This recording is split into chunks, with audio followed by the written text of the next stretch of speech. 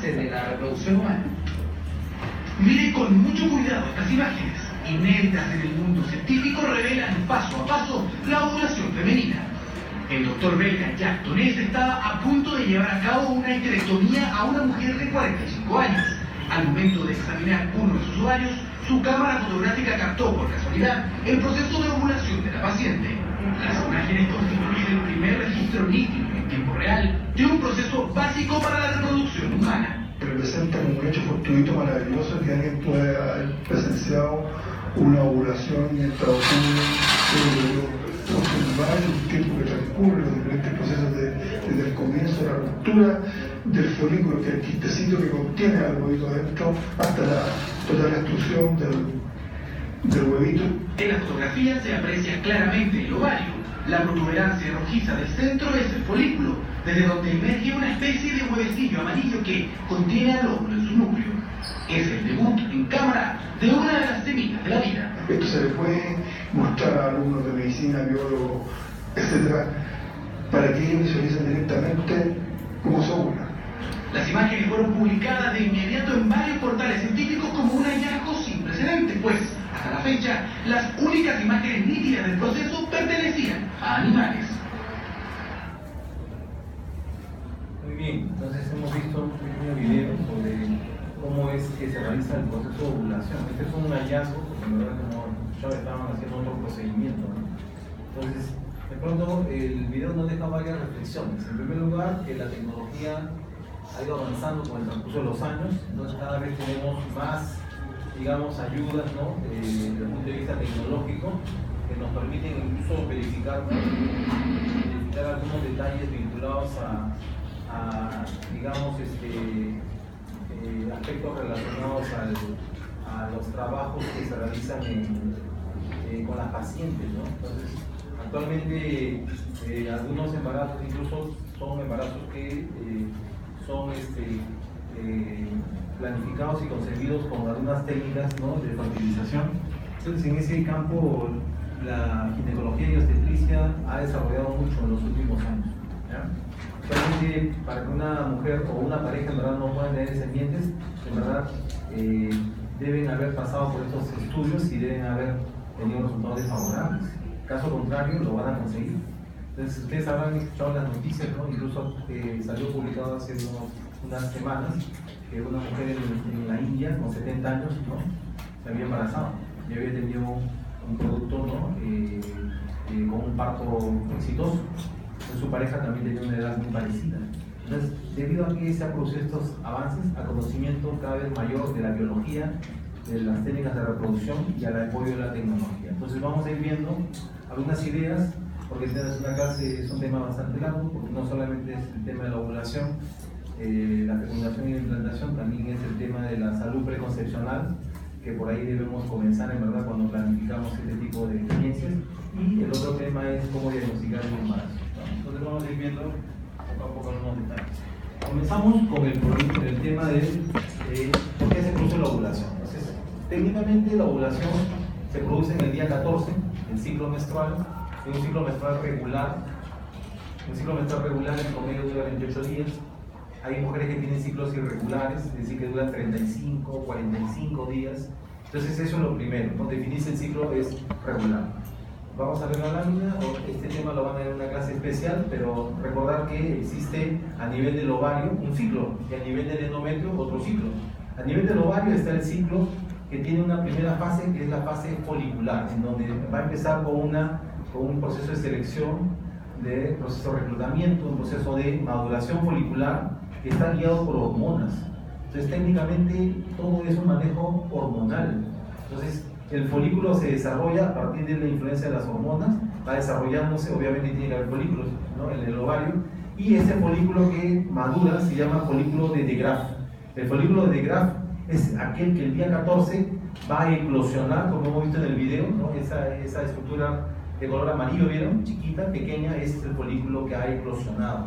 Entonces, ese folículo eclosionado va a permitir que se produzca el proceso de la ovulación, donde hay una salida de un ovocito, que es el ovocito secundario.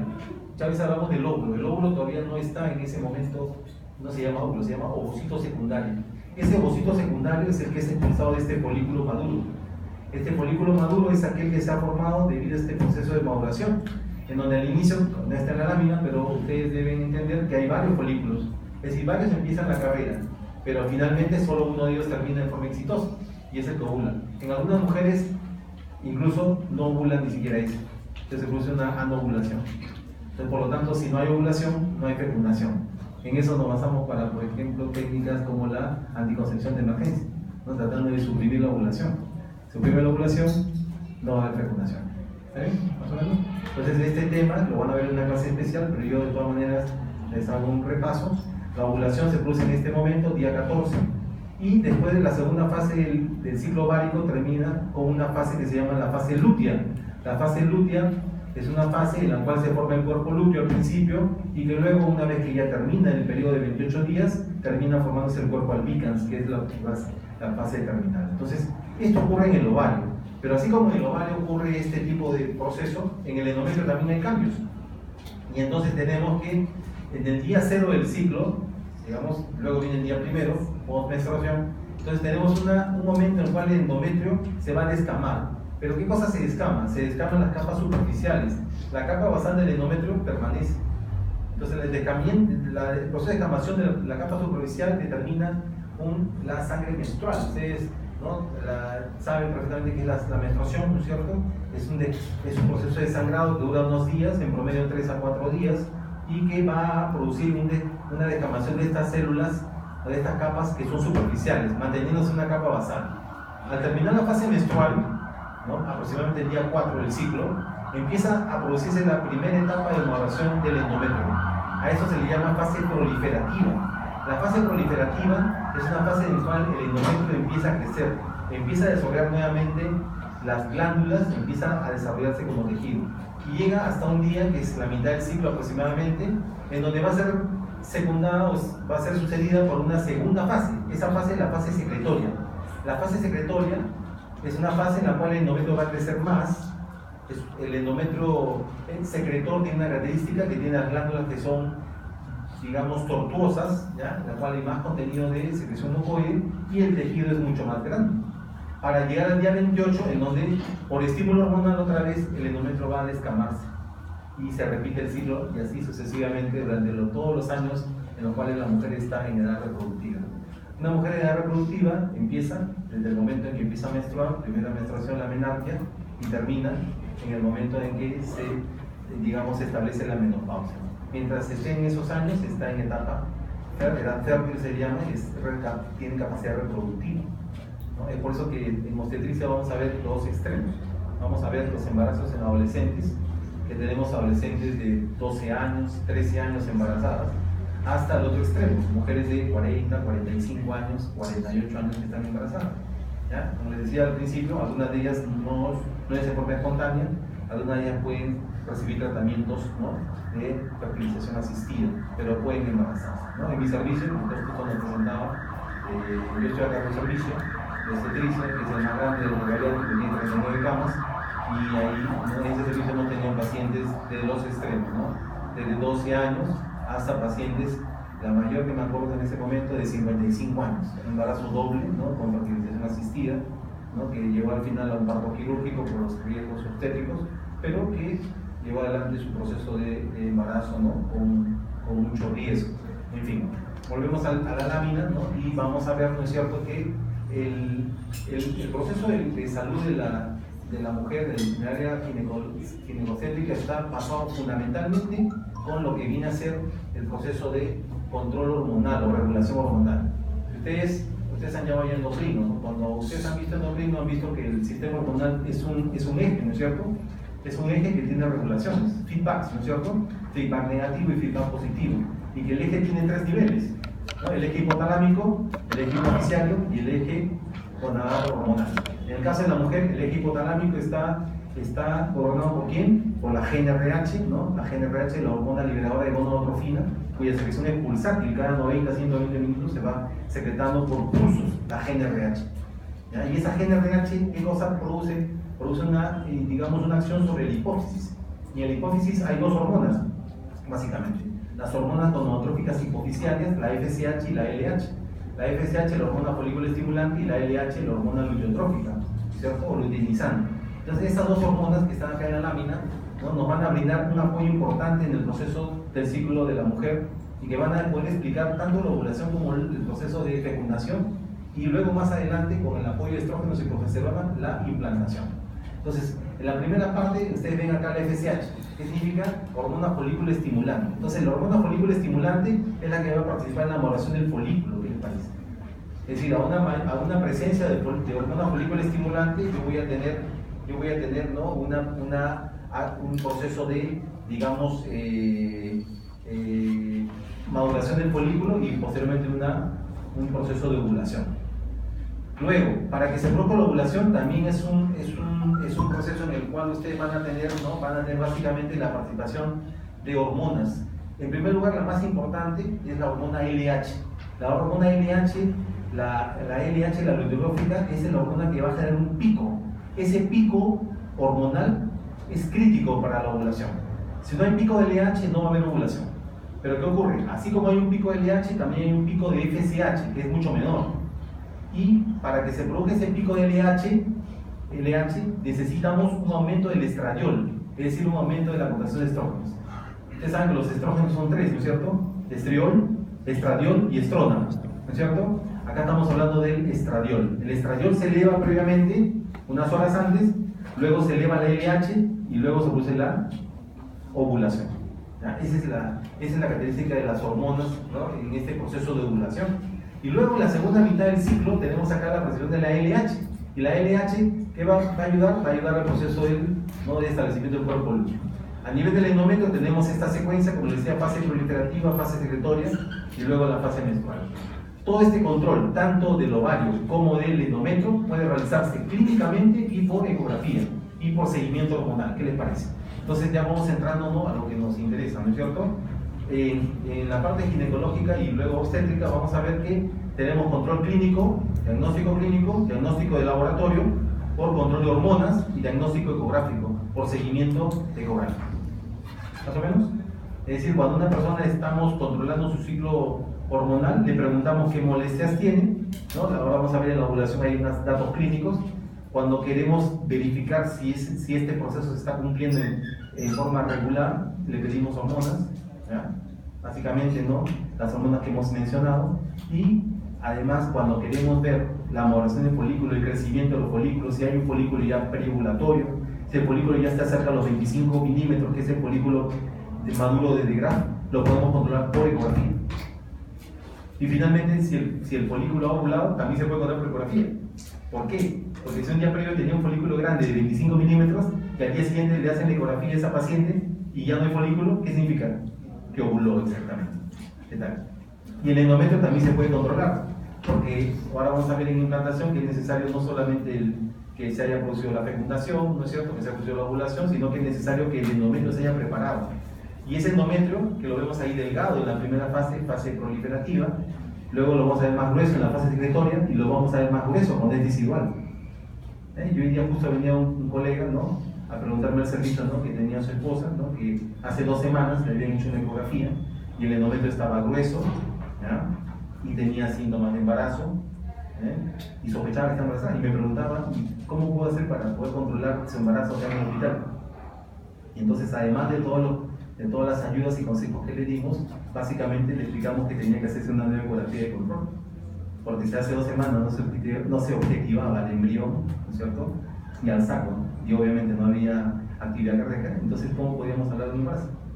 ¿Me vas a entender, no? Entonces, ¿qué hizo? En ese momento salió para ver a su esposa para que le haga la ecografía de control. 2 semanas después ya debe haber, ¿qué cosa? Ya debe haber saco gestacional, ya debe haber embrión y debe haber actividad cardíaca. Más o menos. Entonces, también los 3 ejes de control. Muy bien, si hubiera alguna pregunta, ¿no? Hay algunos textos, pero a veces mayormente son los comentarios que estamos haciendo. Si hubiera alguna pregunta, no hay ningún problema. Ustedes levantan la mano y nosotros interrumpimos y hacemos la aclaración pertinente. Muy bien. Luego tenemos, ¿no?, la ovulación per se, ¿no?, que hemos visto el folículo, ¿no es cierto? Este de acá es el folículo que ha ovulado, ¿no es cierto? Lo hemos visto en un video, ¿está bien? Más o menos. Y entonces, luego que podemos comentar que la ovulación es la liberación del gameto femenino. La liberación del gameto femenino que se produce en cada ciclo, En las mujeres que son regulares, en las mujeres que ovulan, les cuento, hay mujeres que son irregulares y hay mujeres que no ovulan. Ejemplo de patologías anovulatorias, el síndrome ovario poliquístico. Son pacientes que no ovulan, varias veces no ovulan. Entonces, ¿hay mujeres que no ovulan? Sí, eso se llama síndrome anovulatorio y tiene varias causas, pero uno de ellos es, les doy un dato, es el síndrome ovario poliquístico. Volviendo al tema, la ovulación es la liberación del proceso del gameto femenino y en los humanos este proceso demora aproximadamente 36 horas. Clínicamente, ¿qué van a observar? Para comenzar, la paciente refiere que en uno de los anexos, o en uno de las fosas ilíacas, ya sea derecha o izquierda, presenta un dolor. Ese dolor está provocado por la ruptura de la corteza ovárica y la eclosión del ovocito. Entonces cae una gota de sangre, eso puede producir dolor. Hay pacientes que saben, ¿no? Hay mujeres que saben cuando están ovulando. Además de esto, hay un aumento de la temperatura corporal basal. Y eso es incluso un método de control clínico. Entonces, técnicamente puede haber, ¿no? Esos datos clínicos duran aproximadamente 36 horas este proceso ovulatorio. Entonces, cuando se produce la ovulación, ustedes ven acá, ¿no? El ovocito, ¿no? Es liberado del ovario y técnicamente debe tener cerca a la porción fímbrica de la trompa de Falopio. Al estar cerca, esta porción fímbrica, el ovocito prácticamente da un salto hacia la porción fímbrica de la trompa de Falopio. Imagínense, ¿no? Si es que la trompa no estuviera en este punto. Si la trompa no estuviera en este punto, en esta concordancia anatómica, ¿no? Y por ejemplo, hay mujeres que tienen síndromes adherenciales motivados por causas, cirugías previas, cesáreas, embarazos ectópicos, apendicectomías, peritonitis, endometriosis que produce bastantes adherencias. Entonces, esta trompa no se ubica en esa condición. Entonces, por lo tanto, el ovocito va a salir y se va a caer ¿dónde? Al fondo de esas glándulas. ¿Va a haber fecundación? No va a haber fecundación. ¿Ya? Entonces, hay una concordancia, ¿no? Entonces, vamos viendo esos detalles. Muy bien, entonces ahora veamos qué cosa es el proceso de fecundación. Una vez que se produce una ovulación, entonces ustedes van a tener la necesidad de, en los humanos, ¿no? Y los mamíferos y en general, tener la presencia de una célula extraña. Esta célula extraña al cuerpo de la mujer es el espermatozoide. El espermatozoide tiene que tener muchas características. El espermatozoide tiene que tener movilidad, tiene que tener normalidad, tiene que tener una cabeza, ¿no? Proporcionada, ¿no es cierto? Y una cola que sea móvil. Entonces, eso es importante porque de todos los espermatozoides que son eyaculados en un acto sexual, solamente uno de ellos va a lograr penetrar al ovocito. Es el que va a cumplir con la tarea. Los otros se van a quedar afuera. Entonces, hay un bloqueo de la polispermia que es característico de los humanos. Entonces, técnicamente, el útero humano está preparado para tener un feto por vez, por embarazo, y esto está motivado por este tipo de procesos. Entonces, acá lo vemos en pequeño, y acá lo vemos en grande, ¿no? Ingresa solamente la cabeza, ¿no? Donde está el acrosoma, donde está la carga genética, y la cola se queda afuera. Entonces, ese es el proceso de fecundación. De la fecundación, técnicamente, entre 60 y 500 millones de espermatozoides es muy variable. Eso es muy variable, depende de varios criterios, ¿no? La edad del progenitor masculino, depende de las características de salud del progenitor masculino, consumo de alcohol, consumo de tabaco, peso corporal. ¿Qué tal? Varios detalles están involucrados, ¿no? Y se lo decimos porque muchas veces cuando las parejas no pueden tener bebitos, mayormente la cultura, ¿no? O mejor dicho, la población tiende a atribuirle mayor responsabilidad a la mujer y no necesariamente. Muchas veces hay responsabilidades compartidas, o en todo caso puede haber responsabilidad masculina y no necesariamente femenina. Entonces, el espermatozoide tiene esas características, ahí les estoy poniendo una cifra que es muy variable, porque así es en la realidad, ¿no? Depende del número de eyaculaciones que ha habido en la última semana, depende de si ha habido mayor actividad sexual, va a haber más o menos, ¿no? Millones de espermatozoides. Pero lo importante es que los espermatozoides avanzan, ¿no? Son depositados en la vagina y avanzan, tienen que vencer la barrera del cuello uterino. Por eso es que es importante cuando ustedes vayan a la práctica clínica, ¿no? Y vean a una mujer que está ovulando, le ponen espéculo y ven cómo a través del cuello sale un líquido claro, transparente, ¿no? Que es el moco cervical. En el día 14 es un moco bien filante, que significa que permite el pasaje de los espermatozoides. En cambio, en otros días que no es el día periovulatorio o cerca de la ovulación, el moco es un poco más espeso, ¿ya? Entonces, vence el cuello, la barrera que significa el cuello uterino, y luego avanza a través del endometrio, y luego se van a dividir en dos, ¿no es cierto? Un grupo se irá por la trompa derecha y el otro grupo por la trompa izquierda. Ahora, ¿cómo saber, no? Para el espermatozoide, qué trompa es la que contiene al ovocito, ¿no? Aquellos que, si la ovulación se ha producido en el anexo derecho, aquellos que vayan por la trompa derecha tienen más chance de tener éxito, ¿no? Y todos ellos que fueron por la trompa izquierda, definitivamente ya se perdieron. Entonces, llegan a una velocidad de 2 a 3 milímetros por minuto, no de 5 horas, miren. Ya hay reportes, incluso que hay personas que llegan mucho más rápido, pero a nivel de la trompa llegan entre 300 a 500 espermatozoides. Y solo uno de ellos va a lograr vencer, ¿no? Como le dije, la membrana del ovocito y poder penetrar dentro del ovocito. Muy bien, acá está, justo están acá en la carrera, al fondo está el ovocito que está esperando, ¿no es cierto? Entonces uno de ellos va a dar ese punto de... La fecundación involucra una serie de procesos, ¿no? De tipo estructural, funcional y también químicos. Por ejemplo, la membrana pelúcida del ovocito presenta varias glicoproteínas. Entre ellas está la ZP1, la ZP2 y la ZP3. Entonces el proceso de fecundación se realiza mayormente en la porción angular de la trompa, es decir, en la parte más gruesa de la trompa. Ahí se realiza mayormente la fecundación. Luego tenemos algunas fases en el proceso de fecundación. En primer lugar, hay una penetración de la corona radiante, luego hay un proceso de reconocimiento de ambos y proceso de adhesión. Luego hay una reacción acrosómica por parte del espermatozoide, ¿no? En el cual se activa un receptor de membrana que interactúa con la glicoproteína ZP3. Luego hay un proceso de denudación de la membrana. Y luego hay penetración de la membrana pelúcida y activación, o mejor dicho, interacción del receptor de esa membrana pelúcida con la glicoproteína ZP2. Y finalmente viene un proceso de fusión, en donde actúan las proteínas fusógenas de los gametos. Como comprenderán, son fases de un proceso. Basta que una de estas fases no se cumpla para que no haya fecundación. Entonces, los humanos somos los mamíferos que tenemos más dificultades para reproducir. Los otros mamíferos de la menor escala biológica tienen más facilidades. Entonces, es un punto que hay que tomar en cuenta. En el proceso de fecundación se produce, como les decía, una actividad que se llama el bloqueo de la polispermia. ¿Qué es el bloqueo de la polispermia? Es un mecanismo por el cual solo un espermatozoide ingresa dentro del ovocito. Hay una reacción cortical, una activación de una proteasa que modifica esa glicoproteína ZP3, la hidroliza a glicoproteína ZP2, el ovocito reanuda después su segunda división meiótica. Recuerden ustedes que la división meiótica quedó suspendida ¿en qué momento? ¿En qué momento?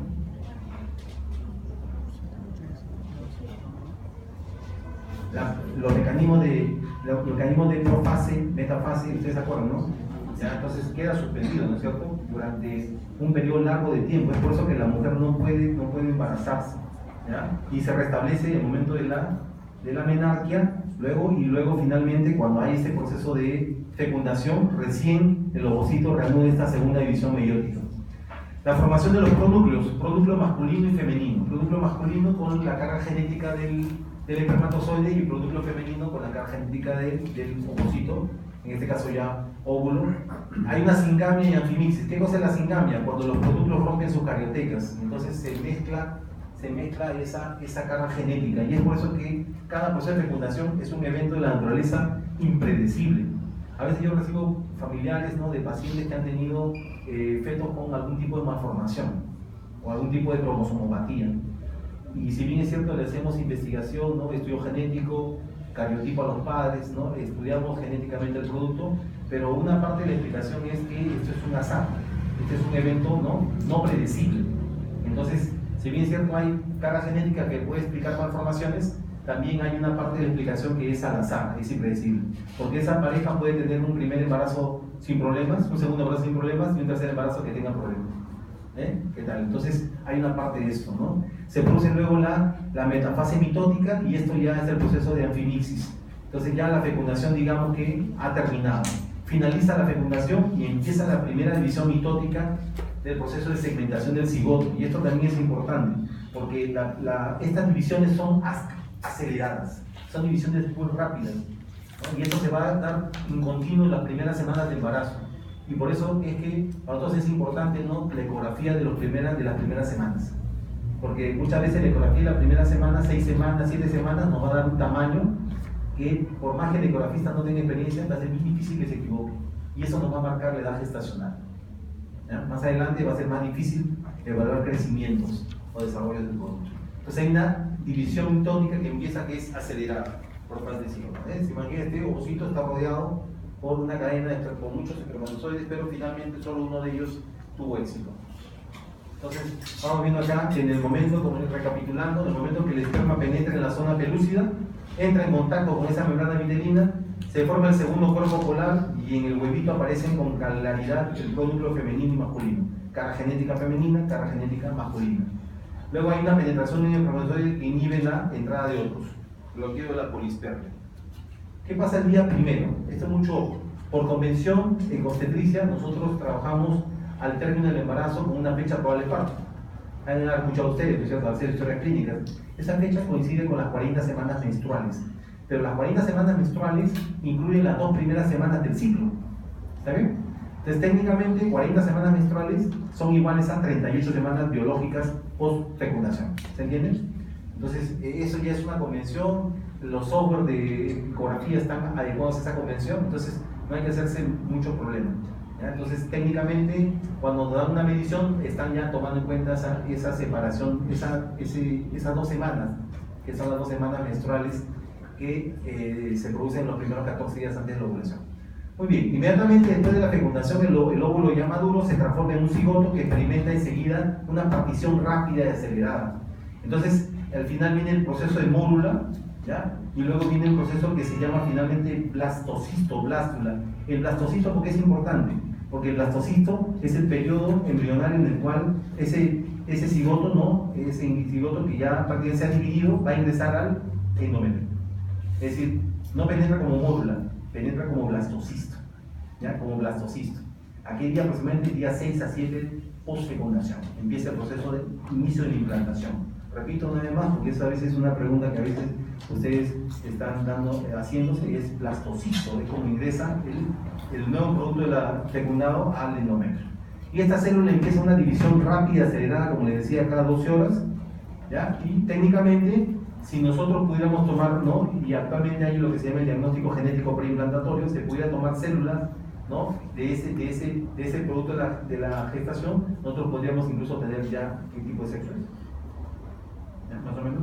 Entonces es un dato que es importante. El código genético ya ha sido restablecido con la fecundación. Muy bien, entonces vemos acá otra vez, ¿no? Miren cómo está acá el espermatozoide. Este es el único que ha logrado entrar. El día 4 en la trompa de falopio, ¿no?, las células comienzan a dividirse y se forma un conglomerado celular llamado mórula. La mórula es el primer conglomerado celular. Y finalmente se forma el estadio de blastocisto. Esta es una fotografía de microscopía electrónica, y así se pueden ver las primeras divisiones celulares, ¿no? Esto se puede ver por microscopía electrónica y se puede incluso evaluar qué tipo de blastocisto, ¿no?, está siguiendo un desarrollo normal y qué tipo de blastocisto se está quedando. Y por lo tanto va camino a ser un embarazo, ¿no?, que no va a evolucionar. ¿Ya? Entonces se puede determinar eso.